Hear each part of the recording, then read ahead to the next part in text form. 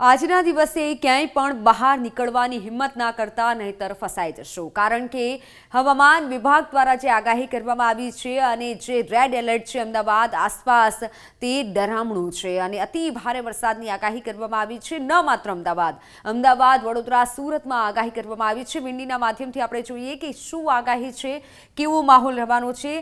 સવારથી વાત કરીએ, આપણે શુક્રવાર સવારથી વાત કરવી છે તો સવારથી એટલો અમદાવાદમાં વરસાદ નહીં જોવા મળે, પણ સુરત આસપાસ એટલો વરસાદ જોવા મળશે અને ત્યારબાદ આપણે આગળ વાત કરીએ। આ 7 વાગ્યા આસપાસની આપણે વાત કરી કે જ્યાં છૂટોછવાયો વરસાદ થઈ શકે, પણ આગળ વાત કરીએ 10 વાગ્યા આસપાસ કેવો માહોલ રહેશે તો સુરતમાં છૂટોછવાયો વરસાદ થઈ શકે છે। એટલે બપોર પછી આ દક્ષિણ ગુજરાતથી આગળ વરસાદ વરસી રહ્યો છે અને આગળ વધી રહ્યો છે, ત્યારબાદ ત્યાં સુધી મહારાષ્ટ્ર તરફ વરસાદ છે। અને આપણે જો વાત કરવામાં આવે સાંજના 7 થી 8 વાગ્યાનો સમય, સાંજના 7 થી 8 વાગ્યાનો સમય સુરત માટે ખૂબ કપરો રહેવાનો છે, કારણ કે સાંજે 7 થી 8 વાગ્યાના સમયમાં સુરતમાં અત્યંત ભારે વરસાદ થઈ શકે છે। તો આજે બપોર પછી બહાર નીકળવાની હિંમત ન કરતા નહીતર ફસાઈ શકો છો, કારણ કે અતિ ભારે વરસાદની આગાહી છે। વિંડીના માધ્યમથી તમને બતાવું કે કેટલો વરસાદ આજે નોંધાઈ શકે છે।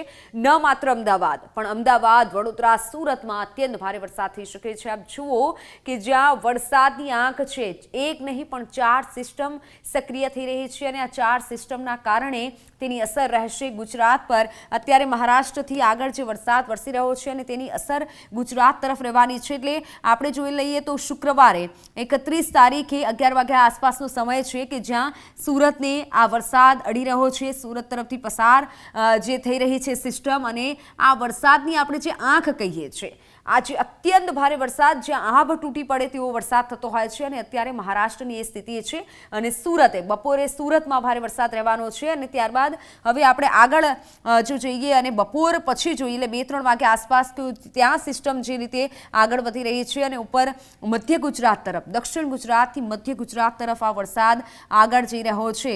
હવે આપણે આગળ વાત કરીએ 7 વાગ્યા આસપાસની વરસાદની વાત કરવી છે તો સુરતમાં ભારે વરસાદ થઈ શકે છે 7 વાગ્યા આસપાસ। આ વરસાદની આપ આંખ જોઈ રહ્યા છો, એટલે બપોર પછી મેં જે રીતે જણાવ્યું ભયંકર વરસાદ થવાનો છે, આપ ફાટ્યા જેવી સ્થિતિ થશે। એટલે અમદાવાદ શહેર કે સુરતની વાત નથી થતી, આસપાસના જે ગામડાઓ હોય છે તેને પણ તેની અસર રહેવાની છે। ખાસ કરી જે પણ નીચાણવાળા વિસ્તારો છે ત્યાં અત્યારે તંત્ર તરફથી સતર્ક રહેવા માટે કહી દેવામાં આવ્યું છે। તંત્ર તરફથી એલર્ટ લોકોને રાખવામાં આવ્યા છે। એનડીઆરએફની ટીમ સ્ટેન્ડ બાય રાખવામાં આવી છે, જેથી એનડીઆરએફ, એસડીઆરએફ ની ટીમ સ્ટેન્ડ બાય રખાઈ છે, જેથી કરી કોઈ પણ આપત્તિજનક જો સિચ્યુએશન થાય છે તો તે તરફ મદદ પહોંચાડી શકાય। હવે અમદાવાદની વરસાદ અડી રહ્યો છે। અમદાવાદમાં જે વચ્ચે 10 ઇંચ જેટલો વરસાદ પડ્યો પ્રથમ રાઉન્ડમાં, ત્યારે આપણે જોયું અમદાવાદ ડૂબી રહ્યું હતું, અમદાવાદમાં એટલો વરસાદ થયો હતો અને હવે તો વધુ વરસાદની આગાહી છે। સુરતમાં ભયંકર પરિસ્થિતિનો આ મહિનામાં સુરતવાસીઓએ સામનો કર્યો છે, પણ હજુ વધુ સામનો કરવો પડી શકે છે અને ત્યારબાદ 6-7 વાગ્યા આસપાસ ભયંકર વરસાદ આગળ વધી રહ્યો છે અને અમદાવાદમાં આ વરસાદ અડી રહ્યો છે। એટલે જે ભારે વરસાદની આગાહી છે તેને લઈને જે હાલ અનેક રીતે સૂચના જે આપવામાં આવી છે કે કોઈ પણ એવું ઝાડ કે પછી કોઈ પણ ઇમારત એવી હોય તો તેની આસપાસ ન રહેતા તંત્ર તરફથી શાળા કોલેજોમાં રજા આપવામાં આવી છે। અમદાવાદની શાળા કોલેજોમાં આવતીકાલે, અમદાવાદની શાળા કોલેજોમાં 31 તારીખે રજા આપવામાં આવી છે, સુરતની શાળા કોલેજોમાં રજા આપવામાં આવી છે। એટલે એલર્ટ રહેવું ખૂબ જરૂરી છે સુરતમાં અને ખાસ અમદાવાદ વાસીઓ સાવધાન થઈ જજો। અમદાવાદમાં સિસ્ટમ બની રહી છે રાત્રે 9 વાગ્યા સુધી। હવે આપણે આ રાત્રે 9 વાગ્યાની વાત કરી, હવે આગળ જઈએ તો રાત્રે 12 વાગ્યા આસપાસ અથવા તો 11 વાગ્યા આસપાસ જોઈએ તો એટલે રાત્રે સુરત અને ત્યારબાદ અમદાવાદમાં ભયંકર વરસાદ આવવાનો છે। આ અમદાવાદની આપ સિસ્ટમ જુઓ કે જ્યાં રાત્રે શુક્રવારે રાત્રે 31 તારીખે ભયંકર વરસાદ થવાનો છે। એટલે શનિવાર અને શુક્રવારની વચ્ચેની જે પણ કલાકો છે તે તમારે સાવધાની રાખવી પડશે। અને અમદાવાદના અલગ અલગ વિસ્તાર છે, પૂર્વ વિસ્તારમાં સૌથી વધુ પાણી ભરાતું હોય છે, આ વખતે પશ્ચિમ વિસ્તારમાં પણ આપણે માહોલ જુઓ, પણ ભયંકર વરસાદ થવાનો છે।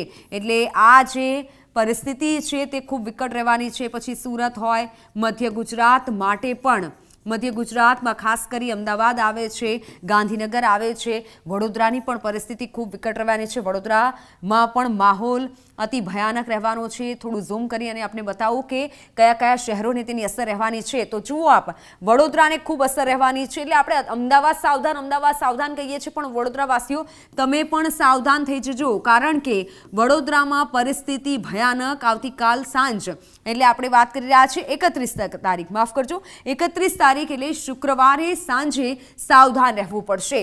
આ આપણે 31 તારીખની વાત કરી છે. અને હવે વાત કરી લઈએ કે શનિવારે સવારે કેવો માહોલ રહેશે. તો શનિવારે સવારે પણ અમદાવાદ માટે ભયજનક છે અને વડોદરા માટે ભયજનક છે. એટલે સવારે આપણે 6-7 વાગ્યાની વાત કરીએ શનિવારે, તો ત્યારબાદ પછી વરસાદ વધી રહ્યો છે. પછી અમદાવાદ હોય, વડોદરા હોય કે ભાવનગર, વરસાદ જે આગળ વધી રહ્યો છે અને આ રેડ એલર્ટ છે. એટલે રેડ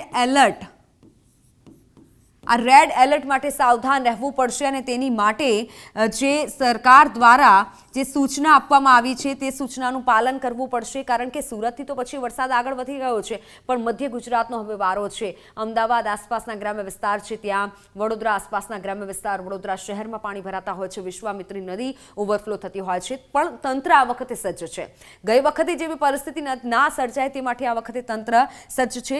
એટલે શનિવારે સવારે પણ પરિસ્થિતિ ભયજનક રહેવાની છે અને આ શનિવારે આખો દિવસ આવો માહોલ રહેવાનો છે. એટલે શુક્રવારે સાંજથી લઈને શનિવારે બપોર સુધી તમે સાવધાન રહેજો. અમદાવાદ, વડોદરા અને સુરત